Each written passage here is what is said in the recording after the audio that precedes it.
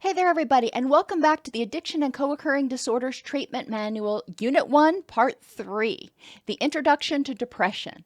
I'm your host, Dr. Elise Snipes. In the last part, we discussed mood disorders in general. In this part, we're really going to do a deep dive into what depression is and how it may interact with addiction and physical issues.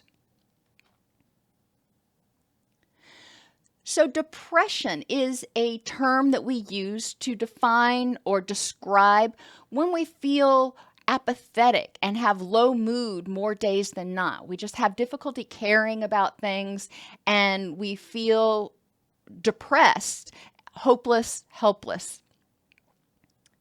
Depression also is characterized by changes in eating or sleeping patterns. Some people don't have an appetite. Some people are binging on high-fat, high-sugar, feel-good foods. Some people can't sleep at all. They have insomnia. Other people sleep or are in bed most of the time, and they have difficulty waking up. Their sleep is not quality. They're just getting a lot of it.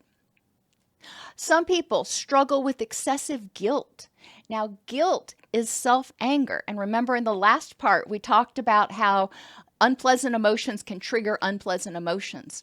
When somebody feels exhausted and hopeless and helpless and has a low mood, they may not be behaving the way they feel they should. They may not be doing the things that they feel they should be doing because they just don't have it in them.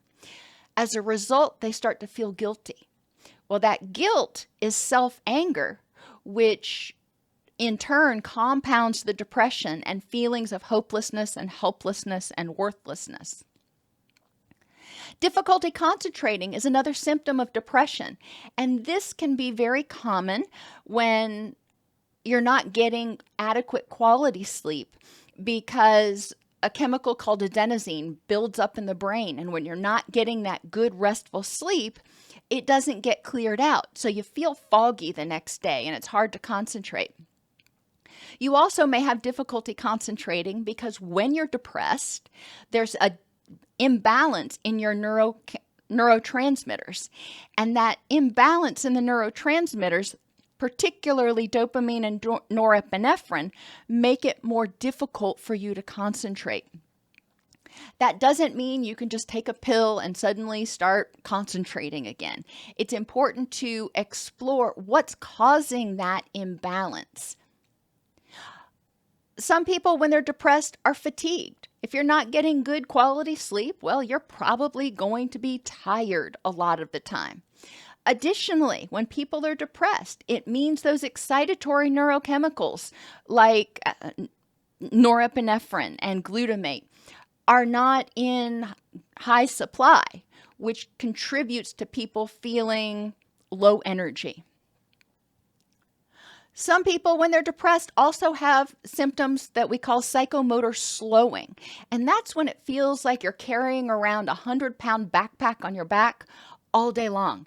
Everything literally feels harder to do. Your body feels heavier. It may feel like when you're walking somewhere, you're walking into a 60-mile-an-hour wind because that's just how it feels. Other people have what we call psychomotor agitation, and these are the people who tend to have anxiety with their depression, and they have difficulty sitting still. They may be more fidgety. There's just nothing that really makes them happy. They don't have a lot of energy, but they still can't sit still. And some people with major depression may also experience thoughts of suicide.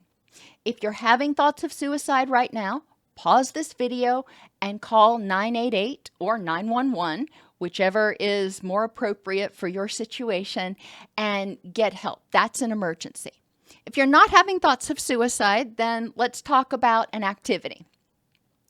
Spend about 50 minutes thinking, how could each symptom, apathy, changes in eating, changes in sleeping, excessive guilt, difficulty concentrating, fatigue, and psychomotor slowing or agitation. How could each of those symptoms trigger addictive behavior: anxiety, anger, guilt, grief, or jealousy? And what are 3 healthier ways of dealing with each symptom? So think about times when you've had a little blip where you haven't had that symptom. What was different? Or times when you've had that symptom and you've figured out something healthy that you could do to deal with it. What are some strategies that you've used? They may not have worked forever, but if they worked for 10 minutes or 30 minutes or a day, great, let's build on those. It's important to go through each of the issues individually. For example, apathy and low mood could trigger addiction because when people are feeling that way, they don't want to continue to feel that way. So they may gravitate towards behaviors that make them feel good, that produce pleasure. Changes in eating or sleeping patterns can trigger addictive behavior. Food addiction is one of them. And sleeping patterns, for example, if you're not getting good quality sleep, it may trigger addictive behaviors and use of addictive substances that are designed to help you feel more awake and alert. Excessive guilt can trigger addictive behaviors because it's really painful to feel that intense, searing guilt all the time. So some people may engage in addictive behavior to just escape from that, to numb that out for a minute. Difficulty concentrating may trigger addictive behaviors because some substances, especially ones that tend to be more stimulatory or anti-anxiety in nature, depending on why you're having difficulty concentrating, may help people concentrate in the short term.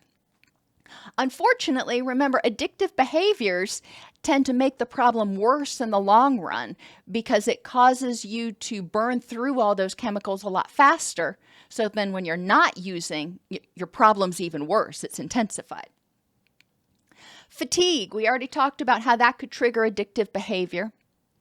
And psychomotor agitation, when people have difficulty sitting still, when they're restless, they may be looking for something to do. I've seen people have things like internet gaming or gambling triggered when they're experiencing psychomotor agitation because they can't sit still and watch a television show. They're having difficulty getting to sleep. They don't want to eat. So they may turn to something else because they don't know what to do with themselves. They can't wind down. Again, go through each one of the feelings: anxiety, anger, guilt, grief, jealousy, and addictive behavior, and think about how each of these symptoms could trigger those feelings or behaviors, and 3 healthier ways of dealing with each symptom.